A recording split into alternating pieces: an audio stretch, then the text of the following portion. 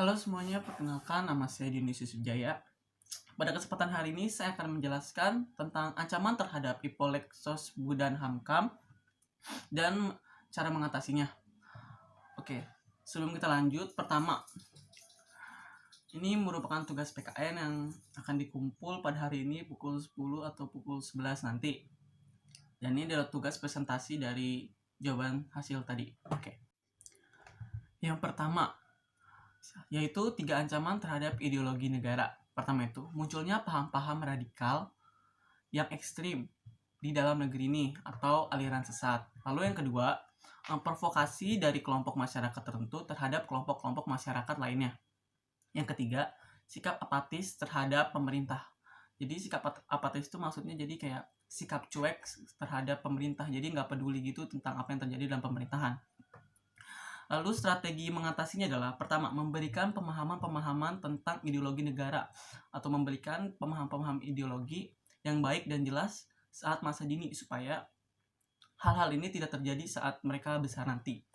Lalu yang kedua, melakukan pemahaman dari berbagai macam-macam Pancasila, yaitu menanamkan arti atau makna yang tertanam dari Pancasila pertama, sila kedua, sila ketiga, sila keempat, dan sila kelima, supaya anak-anak generasi muda nanti dapat mengenal atau mengendalikan ideologi yang ada, tidak terfokus pada satu ideologi, melainkan berfokus pada semua sila-sila yang ada di ideologi tersebut. Lalu yang ketiga, melakukan peningkatan dan ketahanan masyarakat dari beberapa masalah atau pemecahan masalah yang ingin dihadapi dalam permasalahan ideologi ini. Lalu yang kedua, 3 ancaman terhadap politik dan cara mengatasinya. Nah, 3 ancaman itu yang pertama adalah korupsi, kolusi, dan nepotisme. Nah, ini dapat kita atasi dengan cara penanaman nilai-nilai Pancasila sejak dini. Lalu yang kedua, kebijakan pemerintah tidak sesuai dengan kebutuhan rakyat, tetapi dapat diatasi dengan cara rakyat ikut serta dalam mengawasi atau pembuatan kebijakan-kebijakan kepada jalannya pemerintahan. Lalu yang ketiga, kurangnya supremasi hukum atau kurangnya keadilan dalam hukum yang Indonesia, tetapi bisa dilakukan dengan cara membentuk aparat-aparat yang adil. Lalu cara strategi mengatasinya adalah bersikap mawas terhadap segala hal yang terjadi dalam pemerintahan. Kedua, bersikap selektif, memilih jalan alternatif, jangan terpaku pada satu jalan saja. Lalu yang ketiga, bersikap tak mudah percaya atau mungkin memilah-milah suatu informasi supaya tidak menimbulkan suatu hal yang buruk lagi nanti. Yang ketiga, 3 ancaman terhadap ekonomi negara dan cara mengatasinya atau strategi mengatasinya. 3 ancaman terhadap ekonomi negara. Pertama adalah lebih suka terhadap barang import ketimbang barang sendiri. Nah, cara ini bisa dapat kita lakukan dengan meningkatkan dan memperbaiki semua kualitas produk dalam negeri supaya kita pun tertarik untuk membeli barang-barang dari negara kita sendiri. B. Inflasi sehingga harga pasar menjadi mahal. Nah, dengan cara pemerintah itu membuat kebijakan-kebijakan di mana dapat menurunkan harga inflasi tersebut. Lalu yang ketiga, kelangkaan bahan baku minyak. Nah, dengan cara memberitahukan atau mengurangi kepada masyarakat supaya mengurangi kendaraan-kendaraan bermotor atau kendaraan-kendaraan pribadi, melainkan dengan menggunakan kendaraan-kendaraan umum seperti bis dan alat transportasi umum lainnya. Lalu strategi mengatasi adalah peningkatan sumber daya saing ekonomi. Lalu yang B, peningkatan laju ekspor. Lalu pemberdayaan UMKM. Lalu perbaikan infrastruktur. Nah, lalu yang keempat adalah 3 ancaman terhadap sosial budaya dan cara mengatasinya. 3 ancaman terhadap sosial budaya negara. Pertama adalah individualisme. Nah, individualisme itu adalah saat manusia itu menjadi tidak peka dan cuek terhadap sekitarnya dan tidak menjadi makhluk sosial. Nah, bisa diatasi dengan banyak bergaul terhadap masyarakat.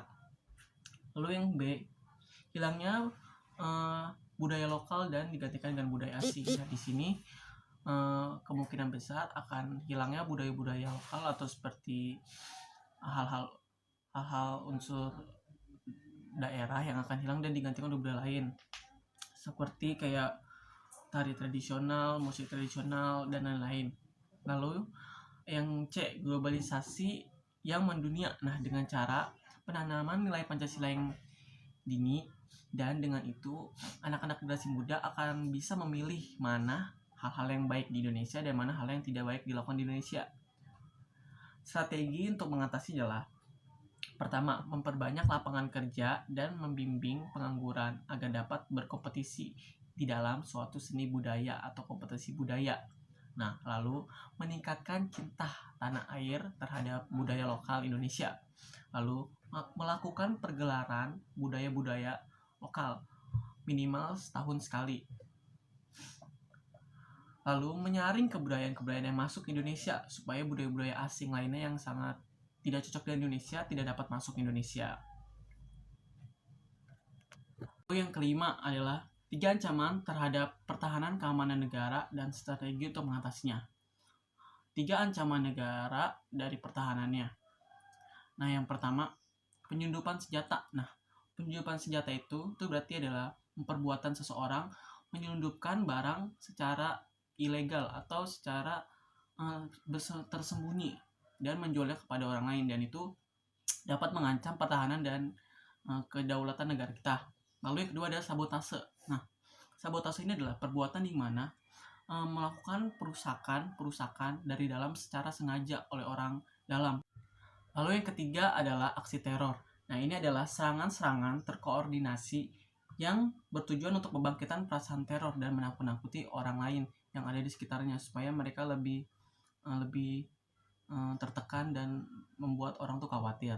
Nah, strategi mengatasinya adalah menjaga persatuan dan kesatuan Indonesia dan selalu menghormati satu sama lain.